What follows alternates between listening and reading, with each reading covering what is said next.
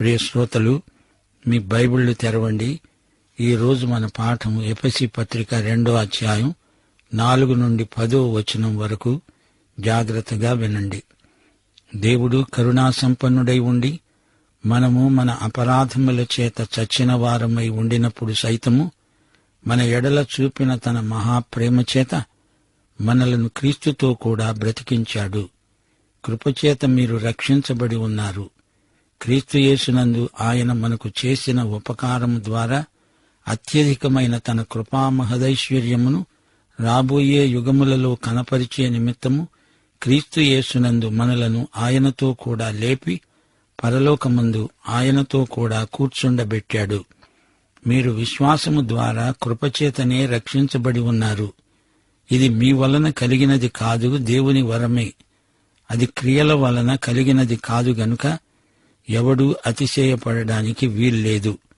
వాటి యందు మనము నడుచుకోవాలని దేవుడు ముందుగా సిద్ధపరచిన సత్క్రియలు చేయడానికి మనము క్రీస్తు యేసునందు సృష్టించబడిన వారమై ఆయన చేసిన పని అయి ఉన్నాము. ప్రియ శ్రోతలు, వింటున్నారా? గత పాఠంలో మనం రక్షణ అనుభవం ఎలాంటిదో కొంతవరకు చర్చించాము.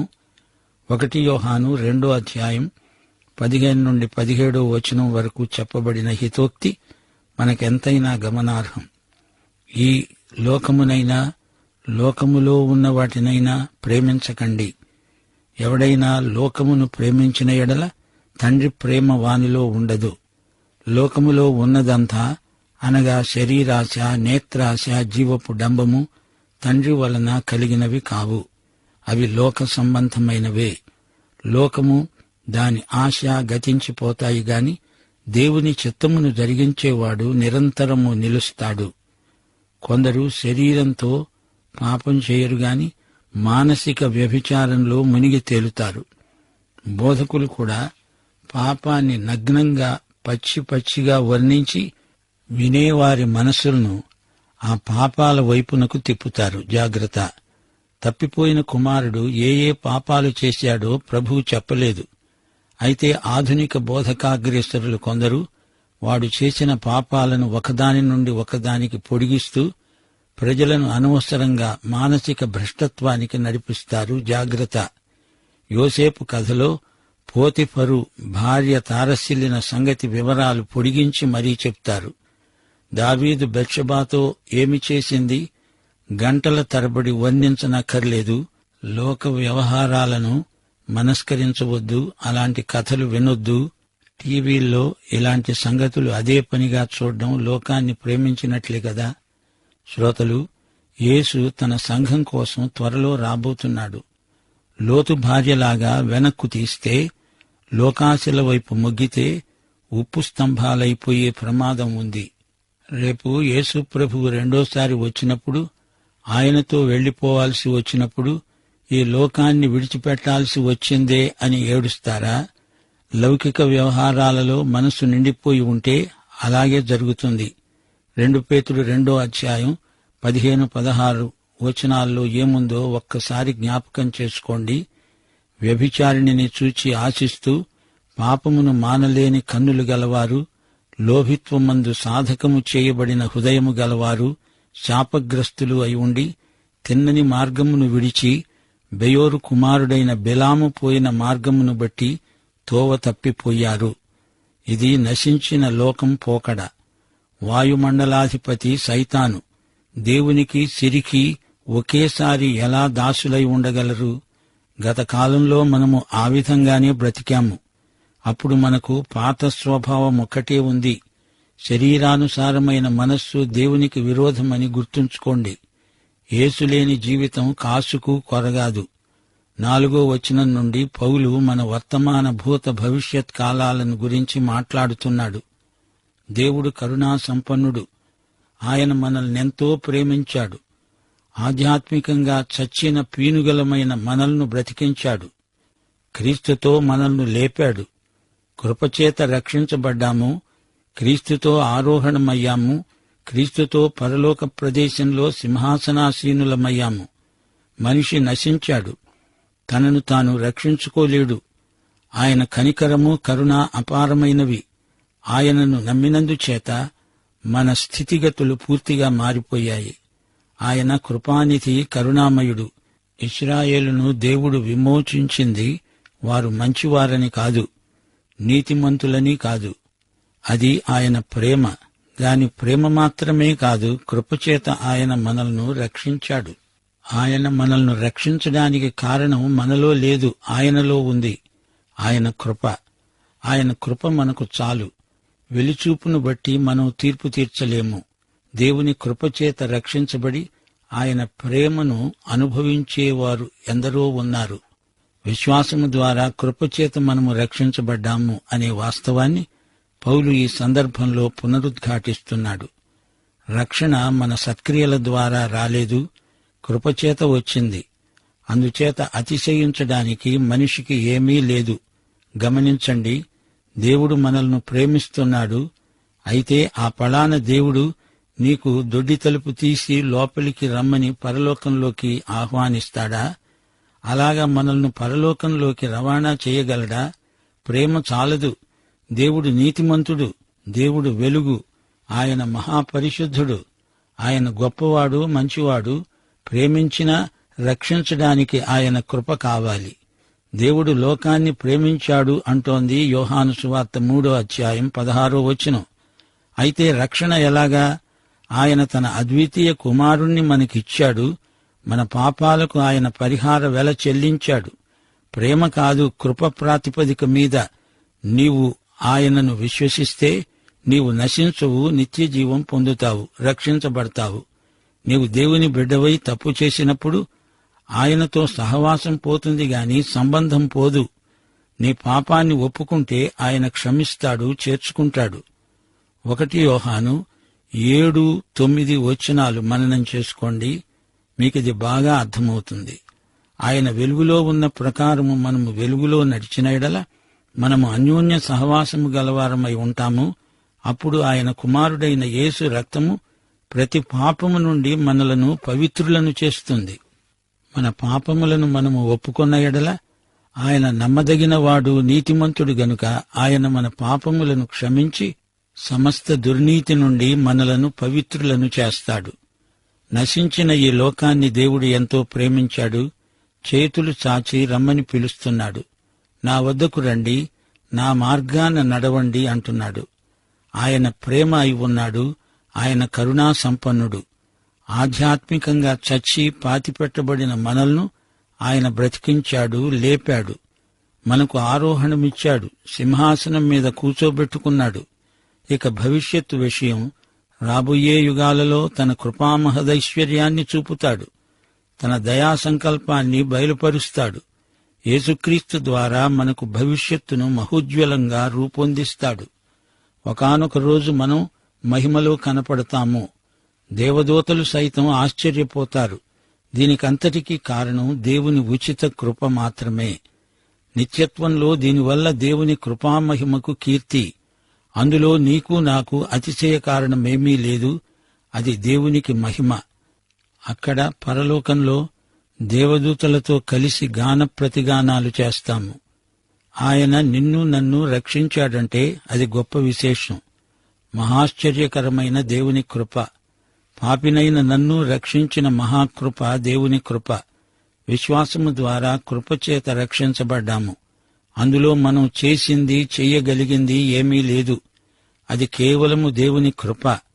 క్రియల ద్వారా మనం సంపాదించింది కాదు. ఇందులో మనిషికి అతిశయమేమీ లేదు. గమనించారా? విశ్వాసి యొక్క గతం, వర్తమాన కాలం, మహోజ్వల భవిష్యత్తు ఇక్కడ చూపబడ్డాయి. యోగ్యత లేని నీకు నాకు దేవుని కృపాబాహుళ్యం ప్రాప్తించింది. నీ విశ్వసనీయత మీద రక్షణ ఆధారపడదు. దేవుని కృపయే మన రక్షణకు ఆధారం. ఫిలిప్పీ పత్రిక 1:6 అంటోంది, మీలో ఈ సత్క్రియను ఆరంభించినవాడు యేసుక్రీస్తు దినము వరకు దానిని కొనసాగిస్తాడని రూఢిగా నమ్ముతున్నాను. నీవు దేవుని బిడ్డవై ఉండి ఒకవేళ దేవునికి దూరంగా పారిపోయావే అనుకో, నీవెలాగైనా ఆయన వద్దకు తిరిగి వస్తావు. ఆయన కృప నీ పట్ల నిరర్ధకం కాదు, కాకూడదు. నీ రక్షణ సంపూర్ణమైనది, సమగ్రమైనది. నీలో పరిశుద్ధాత్మ ఉండి రక్షణను కొనసాగించుకోవడంలో తోడ్పడుతున్నాడు. దేవుని వాక్య ప్రమాణం మేరకు జీవించగలుగుతున్నావు. రక్షణ ఊహ కాదు. రక్షణ ఇప్పుడు ఇక్కడ వాస్తవం. నీ స్వప్రయత్నం కాదు. రక్షణ దేవుని కృపాదత్తం. కృపకు మరో నిర్వచనం ప్రేమ పనిచేసే తీరు. పాపుల ఎడల దేవుని కనికరముతో కూడిన ప్రేమ వెల్లడి అయింది. క్రీస్తునందు పాపికి కృపాబాహుళ్యం ప్రాప్తించింది. దేవుని ప్రేమ, దేవుని కృప ఈ రెండూ ఒకటి కాదు. దేవుని న్యాయము, పరిశుద్ధత నెరవేరాలంటే ప్రేమ ఒక్కటే చాలదు. క్రీస్తు శిలువ మీద దేవుని నీతి న్యాయములు, పరిశుద్ధతకు భంగం వాటిల్లకుండా నెరవేర్చాడు. ఇది కృప. దీని వెనుక దేవుని ప్రేమ ఎంతో ఉంది. మానవ పాపానికి క్రీస్తునందు న్యాయసమ్మతమైన తీర్పు విధించబడింది. ప్రేమ సార్థకం కావడానికి కృప అవసరమైంది. ఆయన కృపలో అన్ని షరతులు, నిబంధనలు నెరవేరాయి. దేవుని ప్రేమ పరిశుద్ధాత్మ ద్వారా మన హృదయాలలో కృమ్మరించబడింది. దేవుని కృపకు ఆటంకమేమీ లేదు. శిలువ మీద యేసు అంతా నెరవేర్చి సమాప్తమైనది అన్నాడు. రక్షణ కృపకు మన విశ్వాసం సాధనమైంది. వినటము చేతనే విశ్వాసం కలుగుతుంది. వినటము దేవుని వాక్యం వల్లనే కలుగుతుంది. క్రీస్తును నమ్ముకోకుండా రక్షణ రాదు. వాక్యం వినకుండా నమ్ముకోవడమంటూ జరగదు. సువార్త విన్న వారందరికీ విశ్వాసం అంకురించేటట్లు పరిశుద్ధాత్మే చేస్తాడు. 2 కొరింథీ పత్రికలో 3వ అధ్యాయంలో ఏమి చూచాము? మోషే ముఖం మీద ముసుకు ఉంది. తగ్గిపోయే దేవుని మహిమను వారు చూడకుండా మోషే ముఖం కప్పుకున్నాడు. ధర్మశాస్త్రం మహిమ తగ్గిపోతోంది. మోషే ద్వారా వచ్చిన ధర్మశాస్త్రానికి కాలం చెల్లింది. అందుకే 2 కొరింథీ 3వ అధ్యాయం 14వ వచనం అంటోంది, వారి మనస్సులు అనగా ఇశ్రాయేలీయుల మనస్సులు కఠినములయ్యాయి. గనుక నేటి వరకు పాత నిబంధన చదువబడేటప్పుడు అది క్రీస్తునందు కొట్టివేయబడిందని వారికి తేటపరచబడక ఆ ముసుకే నిలిచి ఉన్నది. ఈ రోజున ముసుగుతో పనేమిటి? క్రీస్తు ప్రత్యక్షం పూర్తిగా వచ్చింది గదా. సంపూర్ణ సువార్త ప్రకటించబడుతోంది. 2 కొరింథీ 3వ అధ్యాయం 15-16 వచనాలు. నేటి వరకు మోషే గ్రంథము వారు చదివేటప్పుడెల్లా ముసుకు వారి హృదయముల మీద ఉన్నది. గాని వారి హృదయము ప్రభువు వైపునకు ఎప్పుడు తిరుగుతుందో అప్పుడు ముసుకు తీసివేయబడుతుంది. అది హృదయపు ముసుకు. హృదయము ప్రభువు వైపు తిరగాలి. విశ్వాసం కలగాలంటే వాక్యం చెప్పినట్లు చెయ్యాలి. లోకాశలకు విముఖుడివై రావాలి. వాక్యం ప్రకారం రావాలి. అప్పుడే ప్రభువును నమ్మగలవు. ప్రభువునందు విశ్వాసం కలుగుతుంది. నీకు మానసికంగా ఏమైనా సమస్యలున్నాయా? నైతిక సమస్యలు కూడా ఉన్నాయి గదూ. పాపమనేది అనేక మందికి హృదయ సమస్య. పాపం రక్షణానందాన్ని హరించివేస్తుంది. గతానికి వీడ్కోలు చెప్పాలి. గతంలో జీవించకూడదు. గతంతో తెగదెంపులు చేసుకోవాలి. క్రీస్తు వైపు చూడాలి. రక్షణకు సాధనం నీ విశ్వాసమే అన్నాం కదా. రక్షించేవాడు క్రీస్తు. విశ్వాసం క్రీస్తునందే. నిన్ను రక్షించేది విశ్వాసం కాదు, నీవు విశ్వసించిన క్రీస్తు, యేసు రక్తం, శిలువ రక్తం. మన రక్షణానుభూతికి ఆధారమిదే. యేసు రక్తానికి ఉన్న శక్తి అమోఘమైనది. మన రక్షణకు యేసు శిలువ బలియాగం మాత్రమే పునాది. ఇది మీ వలన కలిగినది కాదు అని పౌలు అంటున్నాడంటే అర్థం, రక్షణ ప్రభువిచ్చిన వరం. మానవునికి అతిశయాస్పదం అందులో లేదు. రక్షణ అంటే శిలువ మీద యేసు చేసిన కార్యం. క్రీస్తు యేసునందు మనము నూతన సృష్టి అయి ఉన్నాము. మన రక్షణ క్రీస్తునందు దేవుని సృజనాత్మకమైన శిల్పం. ఇది దేవుని చేతి పని. రక్షించబడిన మనము చేయాల్సిన సత్క్రియలను కూడా మన రక్షణలాగే దేవుడు ఎప్పుడో నిత్యత్వంలో సంకల్పించాడు. రక్షిత ప్రజలు సత్క్రియా మార్గంలో నడుస్తారు. ఆయన చేతి పనే మనం. చేతి పని అంటే శిల్పం, కావ్యం, పద్యం అని అర్థం. పెంతెకోస్తు నుండి సంఘం ఎత్తబడే రోజు వరకు సార్వత్రిక సంఘమేదో దాని గురించి పౌలు మాట్లాడుతున్నాడు. లోకంలోని విశ్వాసులందరినీ సార్వత్రిక సంఘంగా పౌలు చూస్తున్నాడు. క్రీస్తు యేసునందు ఈ నూతన సృష్టే దేవుని సంఘం. మనమెందుకిలా నూతన సృష్టి అయ్యామో? సత్క్రియలు చేయడానికే. విశ్వసనీయులమై ప్రభువు ప్రతిష్ఠించిన మార్గంలో మనం నడవాలి. మనం పరలోకంలో క్రీస్తు యేసుతో సింహాసనం మీద కూర్చున్నాము. అంతేకాదు, ఈ లోకంలో ఉంటూ ప్రభువుకు మహిమ కలిగేలా నడవాలి అని దేవుని అభీష్టం. శ్రోతలు గమనించండి, క్రీస్తుతో కూడా పునరుత్థానం పొందాము, క్రీస్తుతో కూడా ఆరోహణమయ్యాము, క్రీస్తుతో కూడా సింహాసనాసీనులం. క్రీస్తు పరిపాలనలో మనకు భాగస్వామ్యమున్నది. క్రీస్తుతో సంయుక్తమై ఆయన జత పనివారమై ఉన్నాము.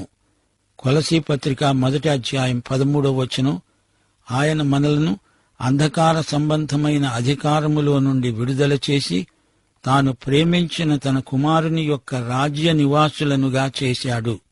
ఆయన రాజ్య సంబంధమైన క్రియలలో మనకు పాలు పంపులిచ్చాడు.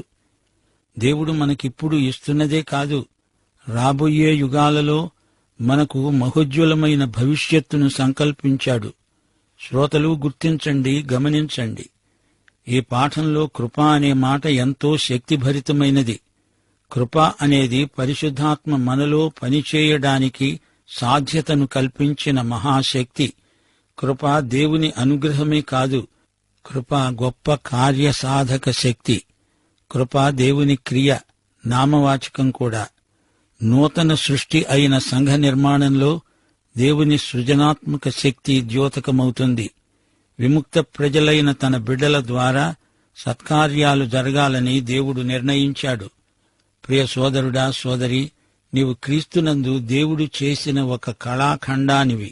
ఈ లోక మర్యాదను నీవు అనుసరించవు.